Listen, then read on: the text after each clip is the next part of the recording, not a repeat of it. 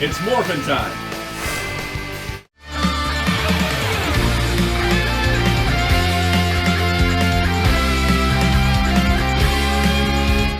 Hello, this is Soundout here, and welcome back to another Power Rangers Lightning Collection review. I said that a lot this week. Today I'll be taking a look at Beast Morphers Gold Ranger from Wave 2 of the line. Now, why am I starting with Beast Morphers Gold instead of Beast Morphers Red? Because I picked the order, and the order was kind of what I'm most excited about. So let's take a look at the old Hasbro Pulse exclusive art print, as I'm calling it, because it's not fully poster size, but it is really nice. You can see you got the nice packaging art for the whole wave. These were included with pre-orders from Hasbro Pulse, and they feature little character bios. Beast Morphers Gold Ranger. Young genius Nate Silva became fascinated with merging animal DNA and AI as a child. He was recruited by Grid Battle Force to develop the technology that would create the Power Rangers Beast Morphers. But when he is captured by Evox, Nate uses the technology on himself, merging his DNA with the Mantis and becoming the Gold Ranger. Of course, yes, the Mantis, the most kid-friendly, not kid-friendly thing that has ever been called kid-friendly in comparison to a rhinoceros beetle, which is not as hostile as a praying mantis if you've ever watched a nature documentary. Here's the box. So we got the Gold Ranger, nice gold box, nice artwork on the back. I really do like his positioning. You'll also notice that the gold here is kind of a duller gold compared to the actual figure. So let's take a look at the actual figure. Now, Nate is a great character in the series. He's different than a lot of other Rangers, and I did like how he was built up from being, you know, the technology guy to becoming a Ranger. That was a great arc in the show, and I can't wait to see more in the future, since we basically got his debut, and then nothing else has aired since in the US.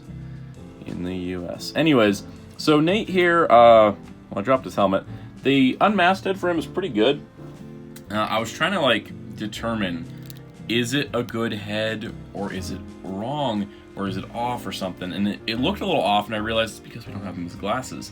He typically wears glasses in the series, but looking at pictures of actor Abraham Rod on Abraham Rodriguez, his Instagram handle is Abraham Rod, but Abraham Rodriguez, who plays Nate, it looks a lot closer to him. It's a little bit, I think, he needs a little bit thinner in the face a little bit. I think it's a little bit too wide. Other than that, it does capture the likeness of him pretty good overall. It's not too bad. It's not also got the creepy, scary factor of the Kimberly head. Let's swap into the masked head, or the helmeted head.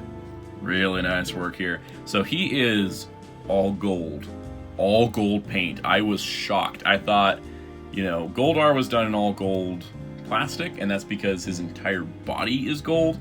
Well, this is mostly a black bodysuit with a lot of gold paint, but they just went all out, and I love it. It's gorgeous, it's shiny, it's magnificent, and especially since Beatbuster never got an SH Figuarts release, this is just fantastic. I haven't gotten a chance to pick up the basic Gold Ranger yet. He went up online, but I haven't found him in store. I didn't have the money at the time online. Was more making sure I could afford this one, and he looks amazing. The basic one looks amazing too. So overall, really nice. Now, there's something that people were wondering about. What about the shoulder harness? It is its own separate piece. In fact, it's not even glued down. So if you just wanted a bare-shouldered Gold Ranger, you also notice that you don't have any paint here on the butterfly because, you know, this is covering it. So that is an option. I think it's kind of interesting. It's like one of the only things you can just pull straight off of a Power Rangers figure, but getting that back on there. It holds pretty well, unlike another figure we'll look at tomorrow, but it holds pretty good in there, so it's not something to worry about. And also, this is the belt and the kind of flappy part on the bottom is its own separate piece as well. So let's take a look at the articulation. Head, left, right, up, down, side to side a bit, which is pretty cool. Shoulders out, forward, back. That moves with it so it doesn't get in the way, which is awesome. Bicep swivel, double jointed elbow. That doesn't want to move the other joint. Double jointed elbow. This is what I was talking about with Mighty Morphin Pink in the previous videos. That's as far as that goes for a double joint, and that's there is where Kimberly is, and this you can squeeze a little bit farther, so, you know, that's how it is. Wrists, pivot forward, back, left, right, Luckily, the gold paint did not get too stuck on this, but I would keep that in mind. The hands are painted gold, but they're not molded in gold. Upper torso ball joint, ab crunch, back not so much, forward really good, really nice. It does break up the sculpt when you do this, just because of the nature of the suit, so keep that in mind. Hips, yeah, decent. Forward, back, thigh swivel, much like Magna, hidden really well there. Double jointed knee, pretty good. Forward, back, left, right. Pretty awesome figure overall. Great range of articulation, and I think that like the gold being so reflective means you won't notice like, oh look, he's turned to this way. But it's kind of like you need to go for more natural poses just to not break up that sculpt. That was an issue that Shadow Ranger had. Accessories. First up, he's got a fist. I find fists to be a little bit boring on figures sometimes, so there's a fist. Again, didn't have the issue with the paint on this, which is good because Goldar had that issue. Then you also get the signature pose hand, which usually is like a rock-on hand, but it's kind of like the Magi Ranger hand pose, because Beat Buster was played by Magi Yellow, and he incorporated that into a lot of his mannerisms, and so the suit actor did that as well. So this is good because Nate does have this pose a lot. Kind of like the beetle horns is kind of what it's supposed to be as well. But he's got that kind of pose that he does a lot. So it's really cool to include this. I like that specific detail like that. You also do get his Striker Morpher, which is actually really cool and really small and detailed. I'm also impressed with like the basic one. Same thing. The silver stripes missing around the visor area, but overall not too bad. Looks really good. You can, blast people with it. So that's pretty cool. Not people, but monsters and such. You know what I mean. So it looks really nice in his hand there, which is pretty cool. But the thing I like posing him most with is the Striker Saber. Very nicely detailed. Very little is missing off this one. It is a little bit warped on the handle. As you can see, it's kind of not totally straight.